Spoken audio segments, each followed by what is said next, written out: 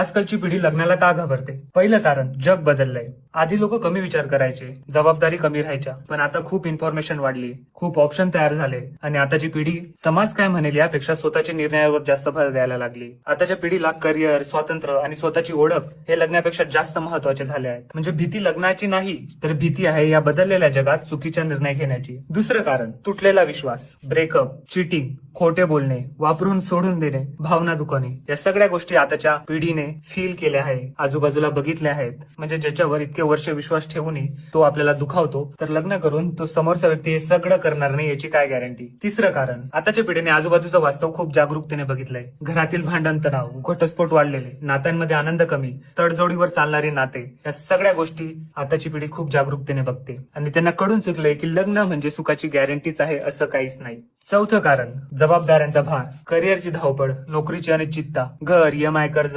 कुटुंबाची जबाबदारी, भविष्यासाठी बचत, या सगळ्या गोष्टींसाठी मी तयार आहे का हा मोठा प्रश्न आजच्या पिढीसमोर आलाय. पाचवं कारण सोशल मीडियाचा प्रभाव. सोशल मीडियावर लोकांचे परफेक्ट फोटो आणि लाईक जे दिसतात त्यामागचं खरं सत्य आताच्या पिढीला माहितीये. अजून या सोशल मीडियामुळे तुलना सुरू होते, नात्यांमध्ये अपेक्षा वाढतात आणि अपेक्षा हेच दुःखांचं कारण बनतं. म्हणजे नात्यांमधलं सुख दुःख हे फक्त दोघांवर नाही तर बाहेरच्या गोष्टींवर पण अवलंबून असतं, हे आताच्या पिढीला कळून चुकलंय. सहावं कारण स्वतःची ओळख आणि स्वातंत्र्य. आताची पिढी स्वतःला प्रश्न विचारते की माझे स्वप्न काय, करिअर महत्वाचं की लग्न, लग्नानंतर मला माझी स्पेस मिळेल का, लग्नानंतर मी बदलणार तर नाही ना, लग्नानंतर माझी ओळख टिकेल का, अर्थात लग्नानंतर मी राहील का, ही सगळ्यात मोठी भीती आताच्या पिढीला आलीये.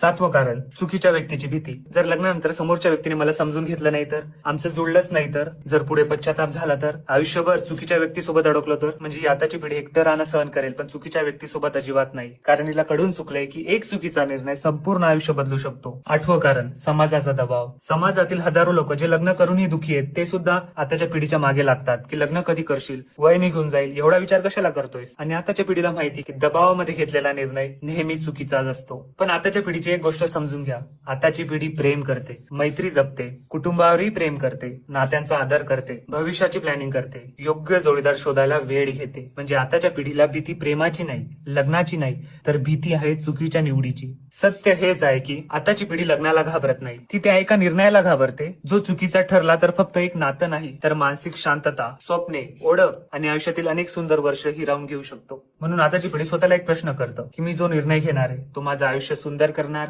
की माझ्या आयुष्याचा सर्वात मोठा पश्चाताप बनेल. अर्थात आताच्या पिढीला भीती कमजोरीची नाही, भीती जागरूकतेची आहे. योग्य व्यक्ती, योग्य वेळ आणि योग्य निर्णय याचीच ही पिढी वाट बघते.